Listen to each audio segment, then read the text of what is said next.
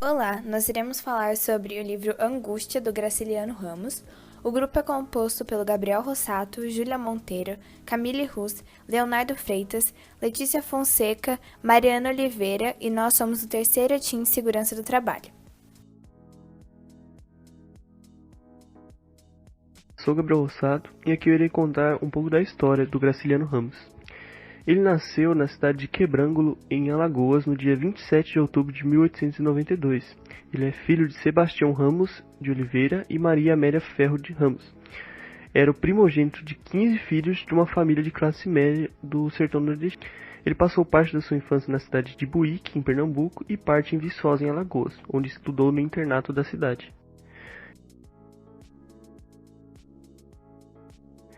Em 1904, ele publicou no jornal da escola seu primeiro conto, O Pequeno Pedinte. Em 1905, mudou-se para Maceió, onde fez seus estudos secundários no Colégio Interno 15 de Março, onde desenvolveu o maior interesse pela língua e pela literatura.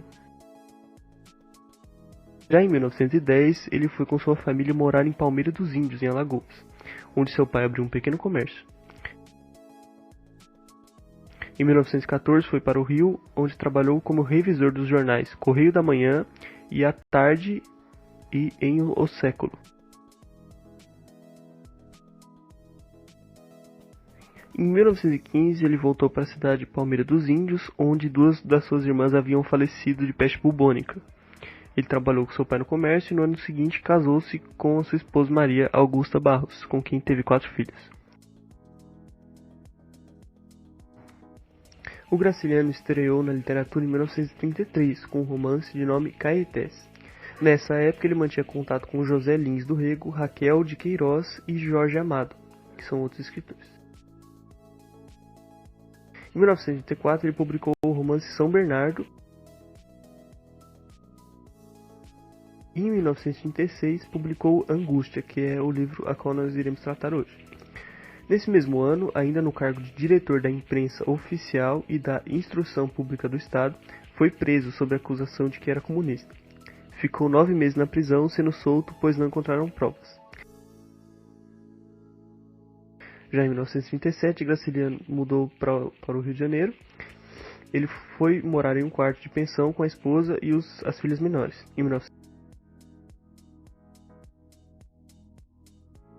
Em 1939 foi nomeado inspetor federal de ensino e em 1945 ingressou no Partido Comunista. Em 1951 ele foi eleito presidente da Associação Brasileira de Escritores e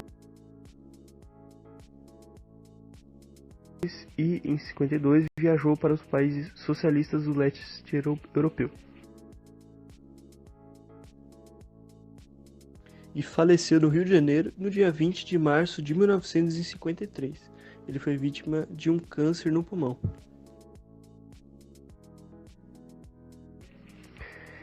Experiência descrita na obra Viagem, publicada em 1954, após sua morte.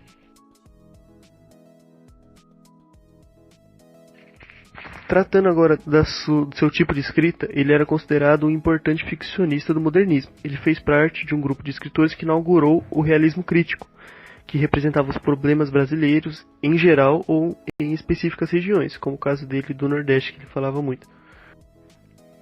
Essa literatura reflexões e problemas sociais marcantes do momento em que elas foram escritas.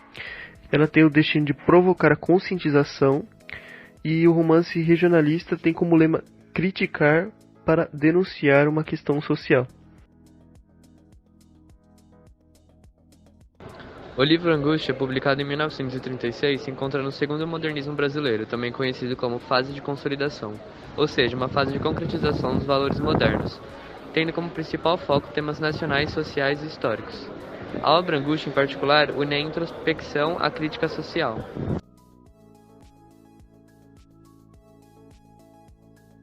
Eu sou a Júlia Monteiro e vou falar sobre o contexto histórico do livro, que foi publicado em 1936, alguns anos após o golpe de 1930. Então, o Brasil passava por um processo que foi considerado a segunda fase da Era Vargas, que foi chamado de governo constitucionalista, que durou de 1934 a 1937. Esse período se iniciou com a promulgação da Constituição de 1934 e com a eleição indireta de Getúlio Vargas para presidente. Nesse período, ele já demonstrava sinais que pretendia governar sozinho.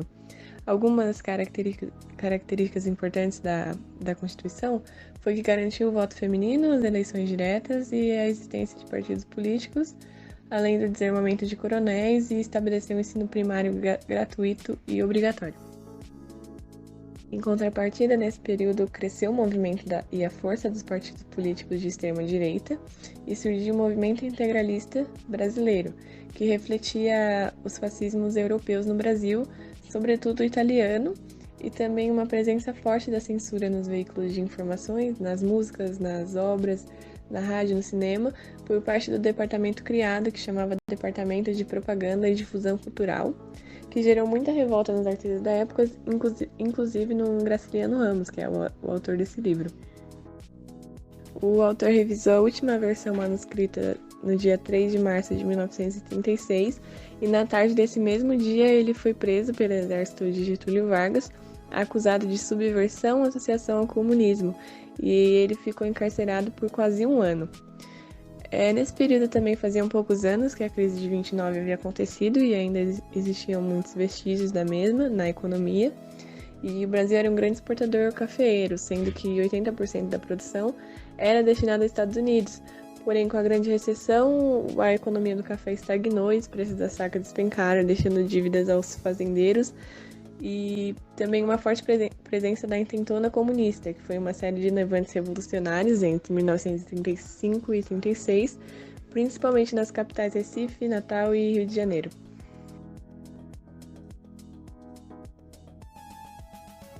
Os personagens principais do livro Angústia são Luiz da Silva, protagonista e narrador da história, funcionário público que vive em uma pensão e vem de uma família tradicional decadente.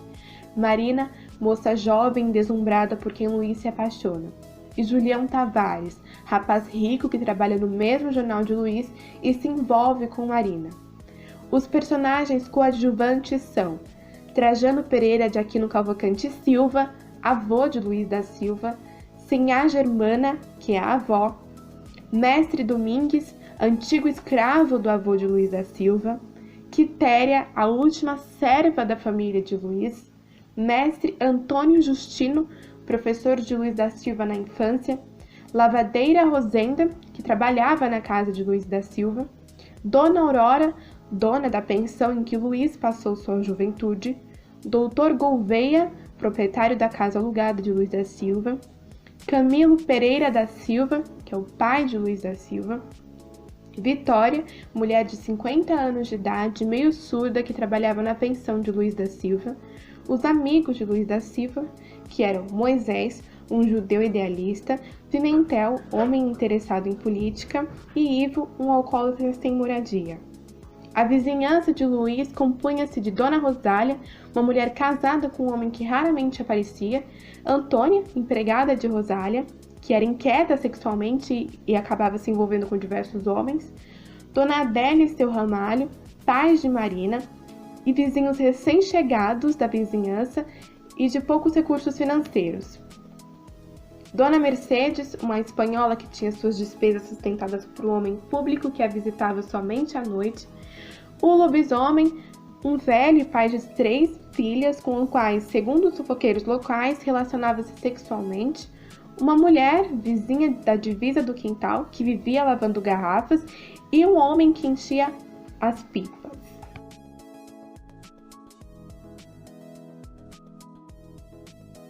Oi, meu nome é Letícia e eu vou falar o resumo da história Angústia de Graciliano Ramos. Bom, a história Angústia nos conta um pouco sobre a vida de Luiz da Silva, que é um funcionário público, e ele atua no ramo do Ministério da Fazenda em Alagoas. Bom, os dias de trabalho do personagem eles são bem entediantes. Luiz ele não é bem remunerado, ele vive sempre com as contas no vermelhas e ele ainda sofre uma exploração por parte do homem que aluga uma casa para que ele possa morar.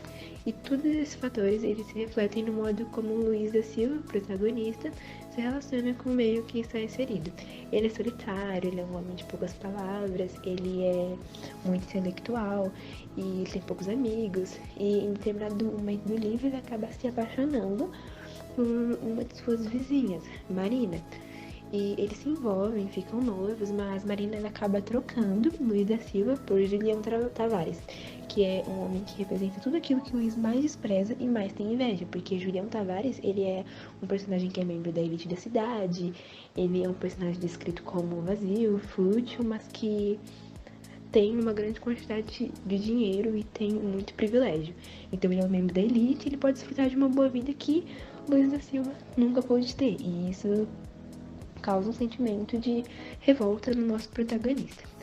Bom, o que acontece? A Marina ela troca Luiz da Silva por Julião Tavares e Luiz ele acaba rompendo esse noivado com a sua vizinha e ele vai começar uma rotina miserável, que ele vai reclamar muito, ele vai ter muito ódio, ele vai ter muito ciúme, ele vai começar a ficar angustiado, pensando na relação de Marina e Julião Tavares, juntando o fato que ele já odeia Julião Tavares, por todos esses fatores que eu citei, dos privilégios e tudo mais, e também por Julião Tavares roubar sua noiva. Então vai juntar muita coisa que vai acabar fazendo com que Luiz da Silva fique muito angustiado, realmente.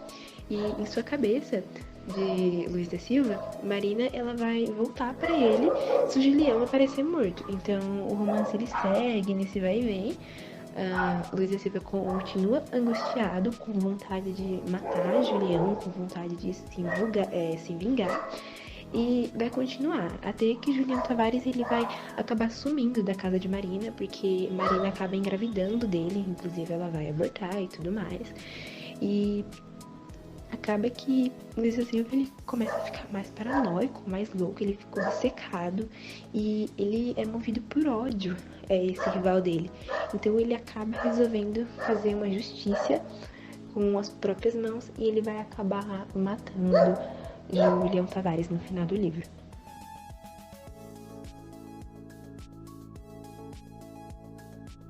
Oi, eu sou a Camille e eu vou falar sobre a obra relacionada ao contexto histórico. A obra já é publicada enquanto Graciliano está preso, então de um certo modo o livro vem à tona num momento muito crítico da vida brasileira. A obra une a introspecção à crítica social, que é própria da geração de 1930. Esse livro traz diversas contradições que estavam em jogo nos anos 30 e mostra uma falta de horizonte do Brasil e do personagem narrador, que é o Luiz da Silva, um funcionário público de 35 anos, solitário, desgostoso da vida e num momento de modernização acelerada do país, que era para ser algo empolgante para ele, porém o livro apresenta o fato de que a modernização só se torna importante para as pessoas que estão recebendo com isso, que são a alta burguesia, enquanto a pessoa que é um trabalhador que está na base de uma empresa, para ele a modernização não muda nada, e o que é bem decepcionante. Então, com isso, o livro traz algo bastante atual, porque ele procura mostrar o que permanece na nossa sociedade de patriarcal, de escravista e de atrasado na nossa estrutura e na nossa vida social. Durante toda a obra, é apresentado essa ideia de que pensamos que algo está superado, mas na verdade não está, e está muito presente na nossa sociedade, só que nós não conseguimos perceber. Outro ponto importante é a relação do Luiz da Silva com o Julião Tavares. O Julião Tavares é aquele que disputa o amor de Marina com o Luiz da Silva. O Julião Tavares representa a burguesia que o Luiz tanto odeia. Ele simboliza o poder do dinheiro e não mais da posição social herdada. Portanto, há um confronto entre o velho país colonial e o país que está se formando com a Era Vargas. Então mostra algo que não importa mais a sua posição social que você herdou, mas sim o tanto de dinheiro que você tem. É isso que vai te dar poder. Além disso, o Luiz da Silva, ele é um desambientado de Maceió, que vem dessa oligarquia rural decadente, que simboliza até a própria vida do Graciliano, que também é de um ramo empobrecido da oligarquia nordestina. A narrativa toda é escrita em um momento de estado de exceção do Brasil. O Estado Novo começa em 1937, mas a perseguição à esquerda e a qualquer pessoa considerada subversa começa em abril de 1935 com a Lei de Segurança Nacional. Portanto, é uma narrativa que vem de um fluxo de perseguição, que é muito demonstrado no livro. No livro, a perseguição ocorre por conta do medo do Luiz da Silva ser descoberto por conta dos seus atos, que foi o assassinato do Julião Tavares. Então, essa perseguição vem por conta disso, o medo das consequências. Só que no Brasil, essa perseguição está relacionada com a sua posição política. Então, no romance há uma atmosfera densa e opaca, que é o que acontece e o que estava acontecendo na história brasileira daqueles anos.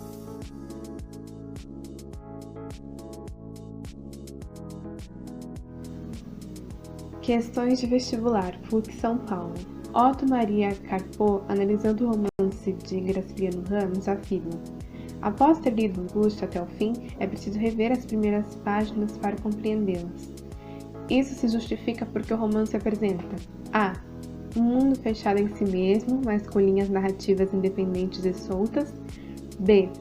Estrutura circular em que o início e fim se tocam em uma relação de causa e efeito. C. Relação temporal em que o passado e o presente se interpenetram, dando ao texto uma estrutura labiríntica. Ou D. Narração em terceira pessoa com linha narrativa ondulatória. A resposta certa é a letra B, estrutura circular em que início e fim se tocam em uma relação de causa e efeito.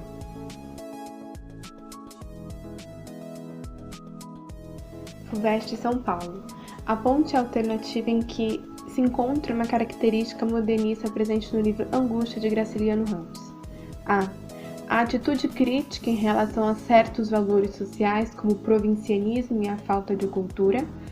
B. ênfase a aspectos regionais e a tradições populares. C.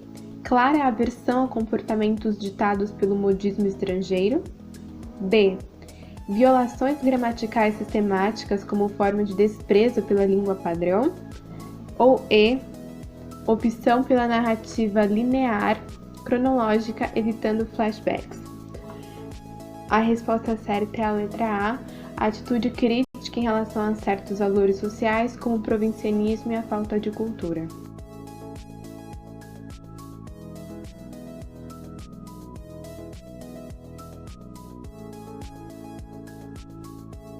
Culpa, de mim para mim, sem o martírio da miséria dos outros e o incômodo de existir.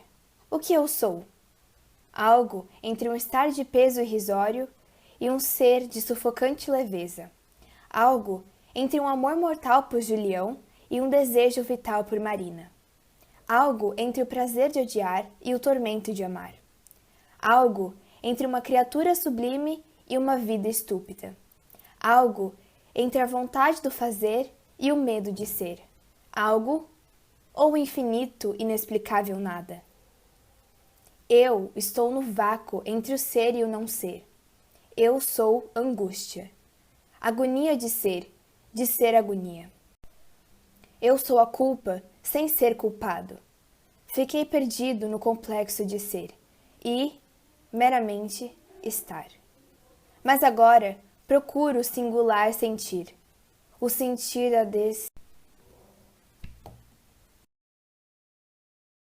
Obrigado pela atenção e espero que tenham gostado.